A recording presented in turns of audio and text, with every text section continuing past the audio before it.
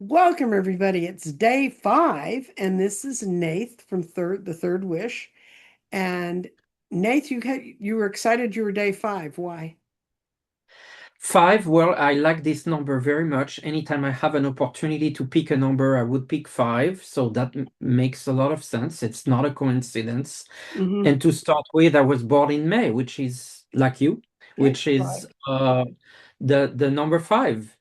And it is also the Hierophant in the Tarot, which I connect to. So there's a lot of synchronicities here. Yeah, and in numerology, 5 is chaos or change.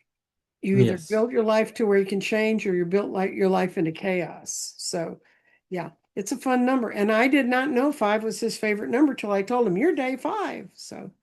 Okay, let's go to the candles and we'll do our chit chat with each other afterwards. Okay, there we go. This ought to look familiar by now. Here are the candles, and there's our big chunk of rose quartz, which we do discuss because it so perfectly matches with the energy of Jupiter and Venus at this time.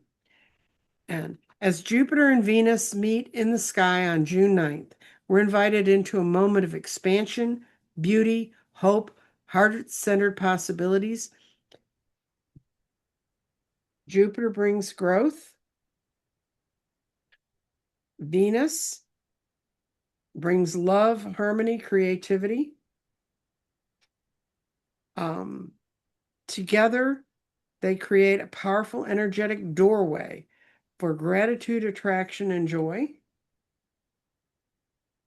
and healing. Imagine standing.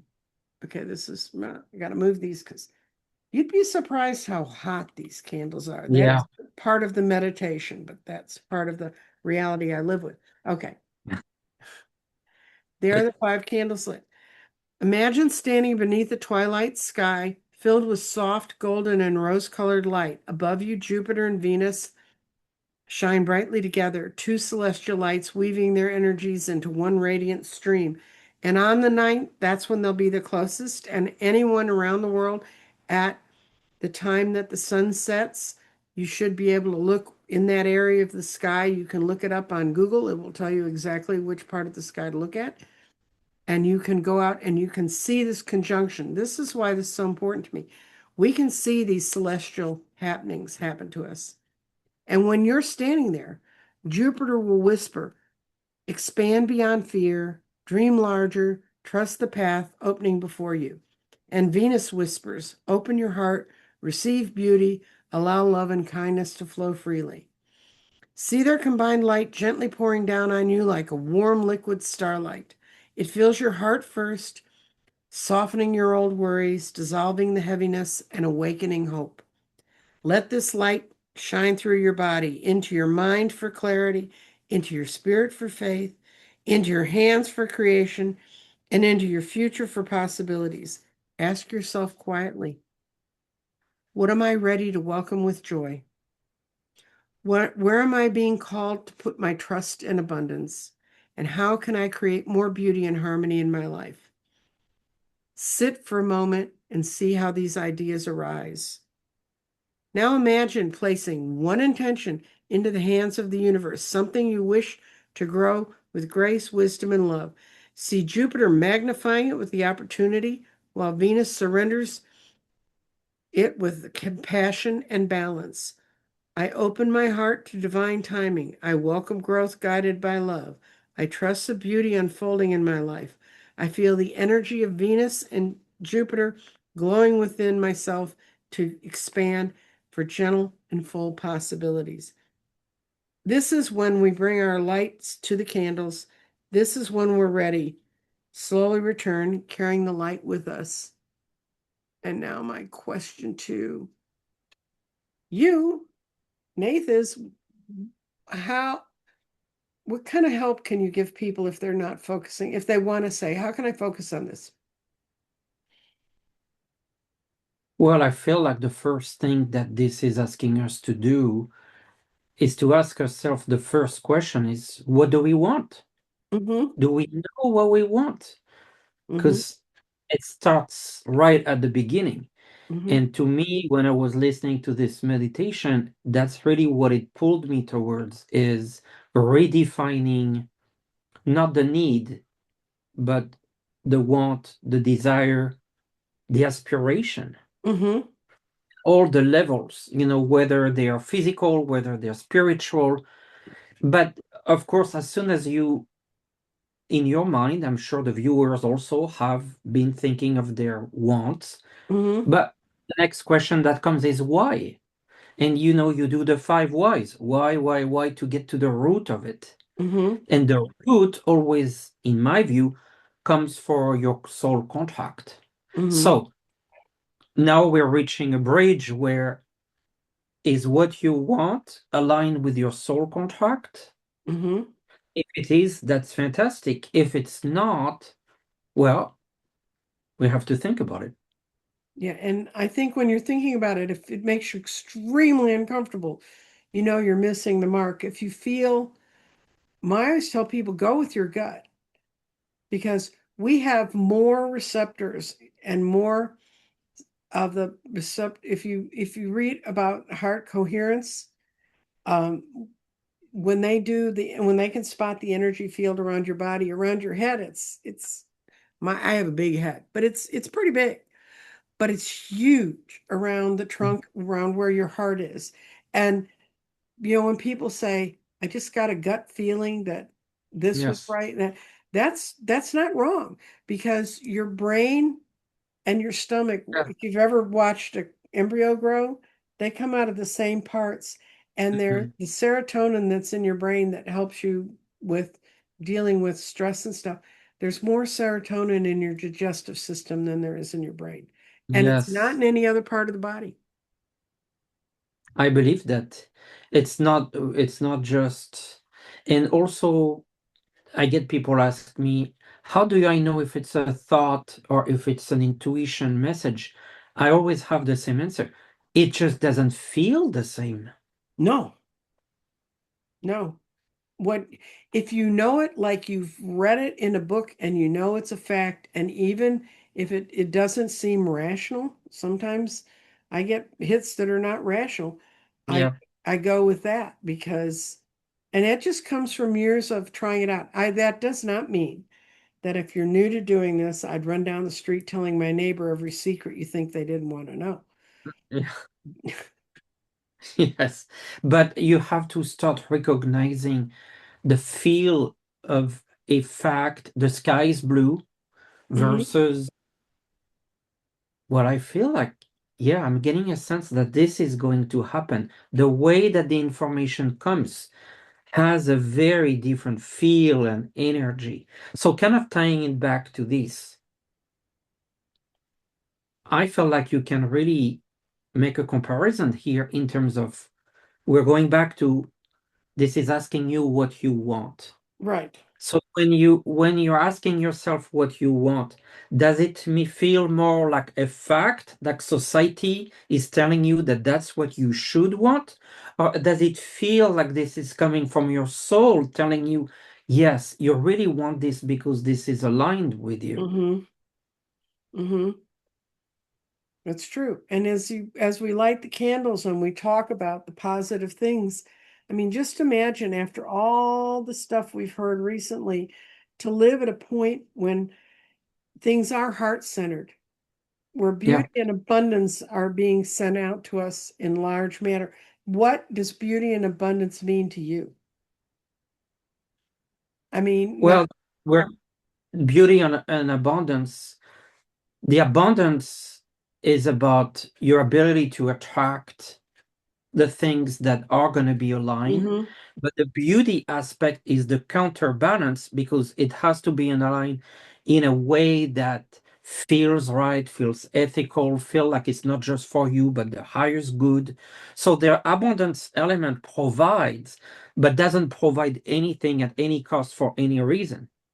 No, no. And and there are some things we may want, like we may really want to have a really strong understanding with family members, but we may have some family members that are never going to understand anything No. the way that we do. And so that's not our job. It's what do you, this is a very individual time of calling. What makes me feel whole? Yeah. What will sort of plug up the holes, and what holes have I left open in my soul to construct in this life to fill it in? And it ties back to, I always like to talk about that, your identity, because so often we juxtapose the Mm-hmm. I am and I do. Mm-hmm. People define themselves in terms of who they are by what they do. I mean, And that's not the same. human doings instead of human beings. Well, yeah, or saying that, tell me more about yourself. Well, they say I'm a I'm an accountant. Mm-hmm. Well, that tells me more. That doesn't tell me about your identity. That tells me what you do for a job. Mm-hmm. But it's interesting that the person would say, I am. Well, I feel like we need to rethink that is who am I? I might be doing an accounting work, and that's totally fine. Mm-hmm. But let it not be described who you are. Mm-hmm. That's right. And the stone that's in the center of the candles is the rose quartz. And the rose quartz affirmation that I use when I'm working with crystals is I open my heart to love, healing, compassion, and peace. And that's why rose quartz is in the middle there, because Yeah. I have a feeling with Venus being there and it being expanded with Jupiter, it's such a chance for us to open our hearts in love and And peace. and a big thing that I've been hearing like in the last 2 minutes, and I don't really know how it disconnects, but I think we will find, is the whole aspect of forgiveness. Yes. And Hmm. that has to come from heart centered. Yeah. And forgiveness, not in the sense that, okay, well, you hurt me, you know what, let's put it under the rug. That's okay. No, it's about you giving yourself the permission to move on in a way that's allowing you to grow. Hmm. It's very different. And so the heart is the compassion, but it's also I think, to ourselves as well. Oh, and the other person that you need to forgive is yourself. I can guarantee you, left to my own devices, that I have said things in my own brain to me that have pulled me back or limited me. If any other human had said that to me, I'd have slapped him. But it's kind of get I know. bruised after a while. So it's Yes. forgiving yourself, and so you didn't do it always do it right. That's okay. That's how you No. learn. It was what did We are Edison, very judgmental with our own selves. yeah, what did Edison say about making a light bulb? He had to make how many hundreds of them wrong before he got the one that was right. But because he didn't get it the first time, he didn't stop and say, "Oh God, I can't. This will never happen." Yes. And I forgot who, that's what one of my favorite quote, but I apologize, I don't remember the author. But I like this sentence a lot. It says, every success starts with the decision to try. That sounds like a Steve Jobs quote. Yeah, anyway, you know, But that's why we gotta try. Like, and yeah. if we try, then we will make mistakes. Mm-hmm.